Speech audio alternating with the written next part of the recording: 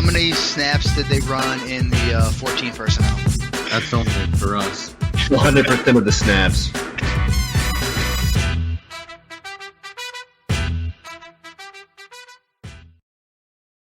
What is going on, everybody? Welcome into 14P Fantasy. I am your host, Justin Wright. I am joined by, this side, the other half of 14 personnel, Marco Enriquez.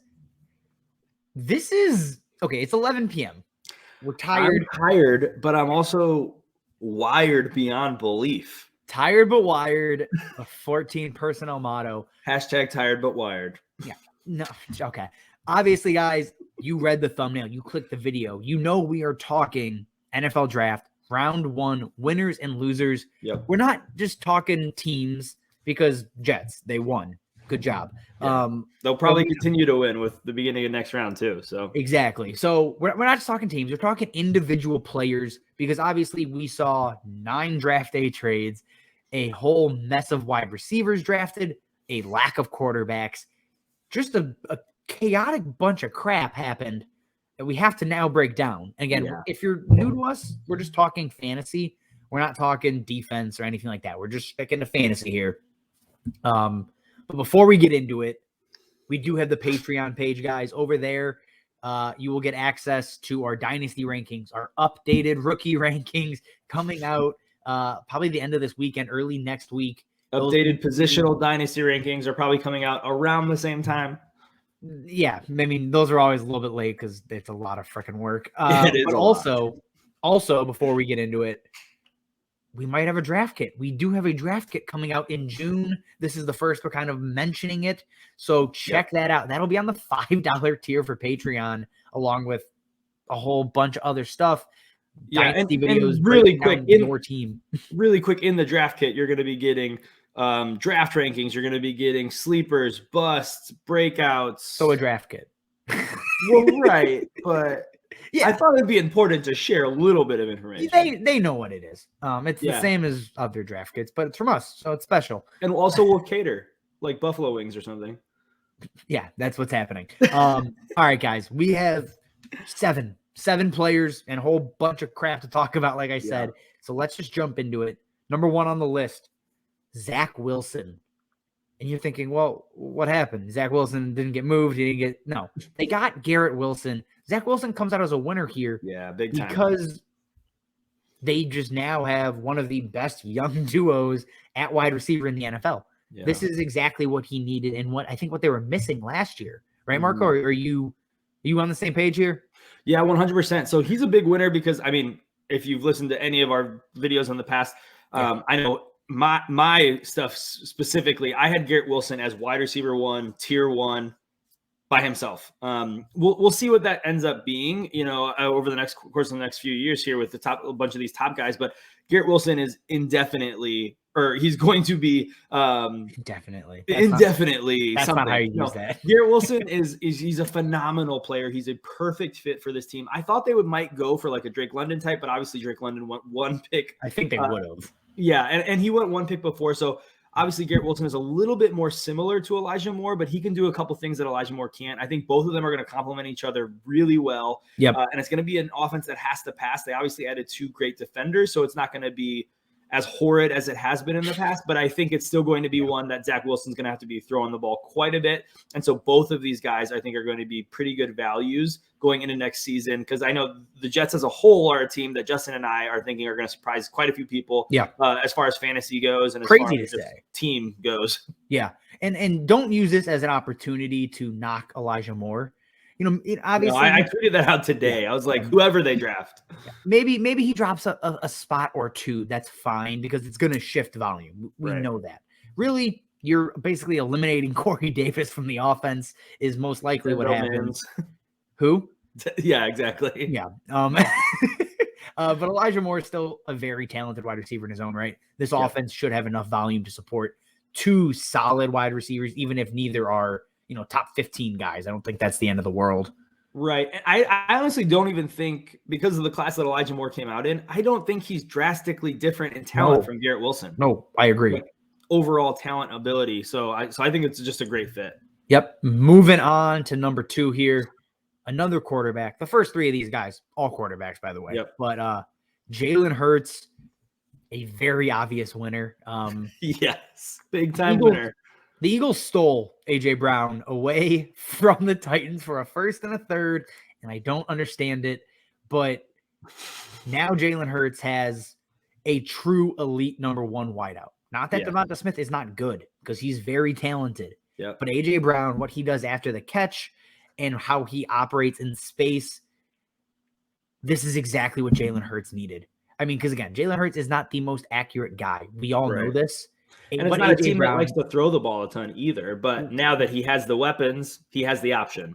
Right, exactly. Now that he has a true one, I think it's a huge, huge bump for Jalen Hurts in terms of stability this year, at least. Yeah, I think you get more of the passing, less of the rushing, even though I still don't anticipate this team being like a high volume passing offense. No. Which is why I think we're both really down on Devonta Smith now, just from a workload standpoint, at least this year.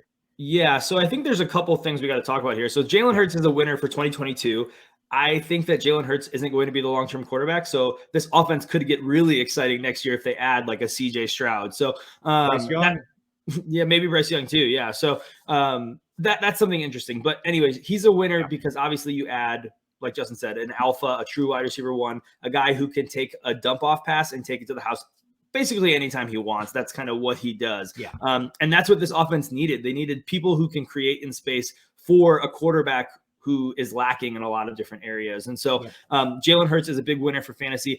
I think A.J. Brown takes a slight hit just because I think volume is going to be down. And I think Jalen Hurts is a worse passer than Ryan Tannehill. And I think I don't think it's significant, but I think it's just something that you have to notice. A.J. Brown for 2022 takes a small hit. Devonta Smith takes a huge hit, and it's solely based on what we talked about earlier in volume. There's just not going to be enough volume for these guys to both even be top 25 wide receivers. I think Devonta Smith falls out of the top 20 for sure. Oh, yeah, and A.J. Brown is, I still think, easily inside of my top 20. Yeah, I'm saying they both can't populate that area. Okay. A.J. Brown is for sure up there. But because of that, Devonta Smith can't be. I was going to say, we need to have some serious conversations otherwise. Real life fight right now. Yeah, through the screen. All right. A.J. Brown is still going to be a top-end wide receiver, but Devonta Smith falls out of the wide receiver 2 maybe range for me. He's maybe flirting with wide receiver 2 right now, but that's got to be his ceiling in this offense. I agree with that. I have no issue. And we'll break this down, guys. We're going to start turning to redraft in the next couple of weeks here. Still be plenty of Dynasty content, so if that's what you'll follow us for, watch, stick around, watch it. But we're going to be turning to redraft to start breaking all these changes down for 2022 specifically. But a guy that we still don't know where he's playing, Malik Willis, is a clear-cut loser. Yes. For the day. He is not a loser as a person. I want to like that sounded probably a good dude. Yeah.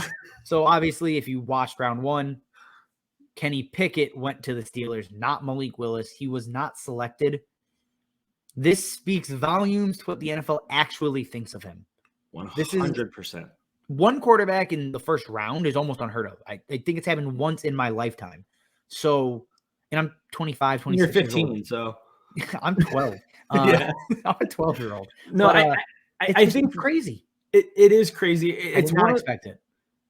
I didn't expect him to fall completely out of the first round. Yes. I was saying for the last couple of weeks, I think there's a really good chance Kenny Pickett goes ahead of Malik Willis.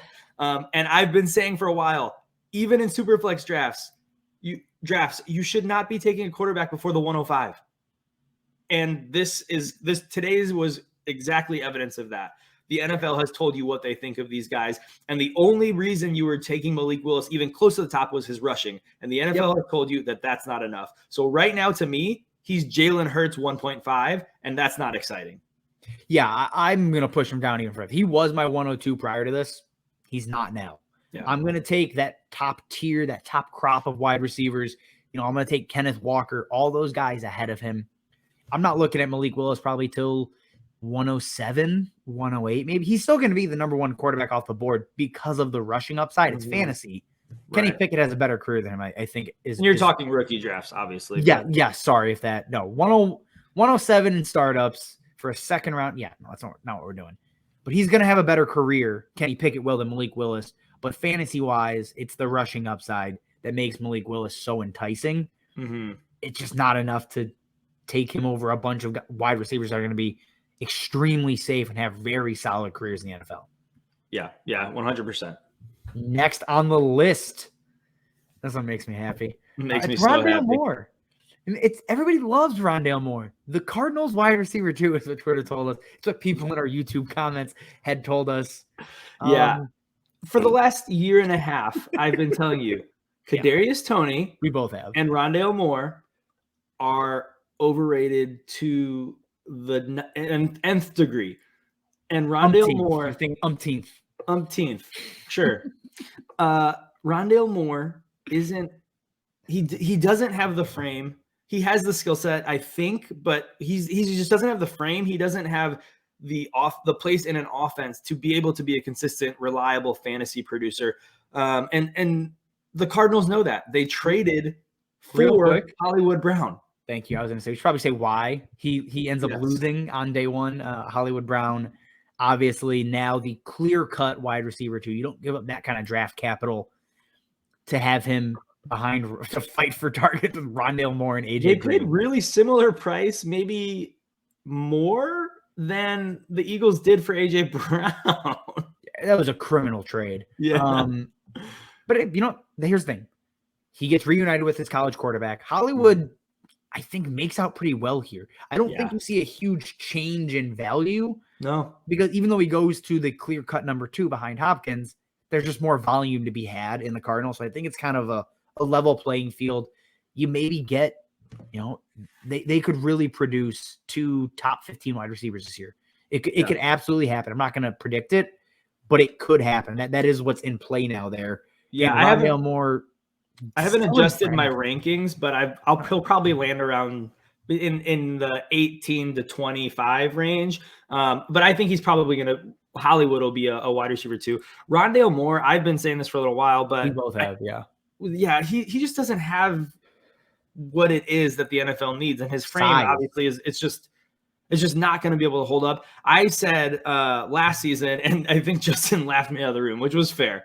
I said that I think he's going to be used as a running back for this team, and I think he still will be used that way. But it's a gadget, and when you're using these guys as a gadget, that's a major red flag. Like, hey, we've got to use him in weird ways because he can't play the position we drafted him to play. Yeah. Rondale Moore, trade him for anything you can. Somebody's out there still buying in, sell him for a third, and then trade that third for something that matters. Because you shouldn't be holding on to thirds anyways. Next guy on the list, and this is the flip side of the trade. Yeah. Hollywood Brown is gone. Rashad Bateman, welcome to extreme upside fantasy relevance. I traded him away early in the offseason for Michael Pittman. I'm fine with it, but I'm upset now. I also traded him away in one league, but here's the deal, guys. Rashad Bateman last year coming out, I had him comp to Allen Robinson. He is that kind of talent. Obviously, the offense is totally different than anything Allen Robinson has been in. It's a lower volume offense, but without Hollywood Brown there, Rashad Bateman is the guy. Justin and I were both saying in this offseason, he's going to take over the alpha role. And now he's already done it without even stepping foot onto the field. So I think what we're about to see from Rashad Bateman is an enormous year 2 step. Where do you think you might have him going into the next season, Justin? I think I've probably said 30 guys are going to be top 20. So I'm struggling. Yeah, I think there's around 40 top 20 wide receivers. He's in that nebulous tier of guys from wide receiver 18 to 28. There's just a mess of dudes that can finish very highly. So how about this? Rashad Bateman over Hollywood Brown. I want him over Hollywood. Yep. There you go. I think that's the main thing. The touchdown upside is going to be there. And with how the Cardinals use James Conner and other dudes in the red zone, I prefer Bateman because of the usage he's going to see there. So the touchdown upside is going to be enticing. Again, we've yet to see if they bring in a guy tonight, or I guess tomorrow night. You're watching this probably on Friday. So it's timeception.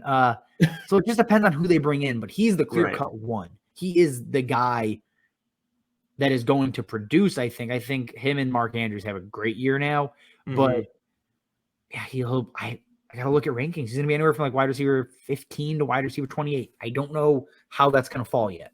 Yeah, he'll probably land in the 15 to 18 range for me, just ahead of where I'll probably have Hollywood. Yeah, I say 28, knowing damn well he's not going to be 28. Well, you did say you had like 30 receivers, so that makes sense. Yeah, there's a whole mess of dudes. It's a pain in the ass. Yeah, we got 2 more here, guys. Stick with us. This one is funny. Obviously, I don't know why we didn't pair these together. AJ Brown is gone. Yes. Treylon Burks is now AJ Brown 0.5. You want to call him? I'm not going to call him 1.5. AJ Brown 0.5. Marco, I believe you comped AJ Brown to Treylon Burks. I comped Treylon Burks to AJ Brown. Yeah, I said it backwards. Yes, but I think this is now the truest test of, is he really AJ Brown's comp? Yes, exactly. We'll see exactly if I was right. He's in the offense. He has the AJ Brown role, the AJ Brown volume, the AJ Brown quarterback, the AJ Brown running back, the AJ Brown everything. Treylon Burks is a winner, though. I don't even think he's a huge winner. He is a clear-cut winner here because he steps into an elite volume, like load, or however you want to call it. I don't like saying that. He steps into a huge workload here because Robert Woods is coming back from an ACL injury. Right. That's key. You know, Derrick Henry's back, sure, but his biggest competition outside of that's Austin Hooper. Treylon Burks is going to go 120 targets as a rookie, and that's going to be extremely interesting. So I think he does well with it, though. I think one of the things that was happening in this offseason that people were bringing Treylon Burks down for was well, he has a really specific role that he plays for Arkansas. He had the AJ Brown role. This is the perfect situation for him. Yeah. It's going to be really hard for me not to rank him near the top, if not the top of 2022 rookie production at the wide receiver position. It's really going to be hard. Yeah, I don't necessarily think he has the best career of all these guys. And again, our rookie rankings will show that. So subscribe to the Patreon. But he's still in tier 1 for me. I mean, the rookie production, he's gonna be great. Yeah, he's gonna be awesome this year. And the last one, and it makes me so happy. Amon-Ra St. Brown is a freaking loser. Again, the player is not a loser. His situation, the outcome, is a loser situation. Yes. And here's the thing. I understand Jameson Williams is coming back from injury. That's fine. Early in the season, take Amon-Ra St. Brown. Enjoy the production until Williams gets healthy and builds a rapport with Jared Goff. But if you are looking at this offense as a whole now, you have Jameson Williams, who they traded up to get, which it does matter. So you have Jameson Williams, you have TJ Hawkinson, you have DeAndre Swift, you have kind of DJ Chark if you want to care about him, and then you have Amon-Ra St. Brown. You have 5 guys that are all worthy of targets. I think Amon-Ra St. Brown probably falls to number 4 on that pecking order by the end of next year or beginning of 2023. Yep. When Jameson Williams is fully healthy. And he's really going to be fighting with DJ Chark still. And think about it. The targets this year are coming from Jared Goff. So it's not like, oh, he's going to get a whole ton of targets from a great quarterback. Yeah. He's going to get limited targets from one of the worst quarterbacks in the NFL. Yeah. And I think that's the thing. Terrible. People who are like, this is great for Amon-Ra St. Brown. They don't play the same type of role in the offense. Yeah, that's true. No one's arguing that Jameson Williams is going to play the exact same role as Amon-Ra St. Brown. They play different roles. The issue is they're competing for targets in an offense that already has a pass-catching running back, 2 of them technically, that can do it decently well, and a pass-catching tight end who's constantly we're having it shoved down our face that he's a top-end rookie or a young tight end. And so here's the thing. All of those things that Justin said, all of those players that he listed, all the players we listed, again, getting targets from Jared Goff in an offense that is getting better, but is still, they're going to have so many growing pains, so many young talents, so many people that are on and off the field with injury, as we saw in this first year. I think there's going to be a huge learning curve for this offense. And I don't even think Jared Goff's going to be the quarterback next year. No, God, no. This year So they're going to have to do it all over again. They've built a whole core, and it's going to be, CJ Stroud, Bryce Young, whoever else steps in and fills it, because it sure as hell not Jared Goff. We know that. Yeah, Addison. So that's whoever. the other thing is you got 4 or 5 weapons with a rookie with Jared Goff this year, a rookie quarterback the following year. Yeah. It's going to be really painful for Amon-Ra St. Brown. And the window to sell him, shut. It is completely shut. I mean, I think it will reopen for a little time in the beginning because Jameson Williams won't probably be back till like 8 to 10. So it might reopen come that time once you get the final breakdown on Williams. But still, yeah, I mean, it's bad. It's bad. Yeah. We told he you. was probably just outside my top 35 wide receivers before this. He was inside. He was inside my top 30, but again, I had him at wide receiver 36 or 37 for 2022. He was inside my top 30 for the sole reason of I was like, well, if they don't bring someone in, sure. It's just hard because a lot of his fantasy points at the end of the season came from volume, from Swift and Hawk not playing, and they're back. And now there's a better player at his position. It's not good. If only you listened. All right, guys, that is all we have for you. Again, check out the Patreon page. The link is in the bio. Redraft rankings, dynasty rankings, rookie rankings, draft kit. A whole bunch of stuff going on over there. Check us out on Twitter, below, above, all that good stuff. Anything else, Marco? That's it. And we have some other social media stuff we're launching soon, but don't worry about that right now. But you can look us up if you want at 14P_fantasy on TikTok and Instagram. Nothing's there yet, but it will be. Yeah, that's a good plug, man. Thanks. All right, guys, as always, thank you for watching, and we will see you next time. Peace. How many snaps did they run in the 14 personnel? That's only for us. 100% of the snaps.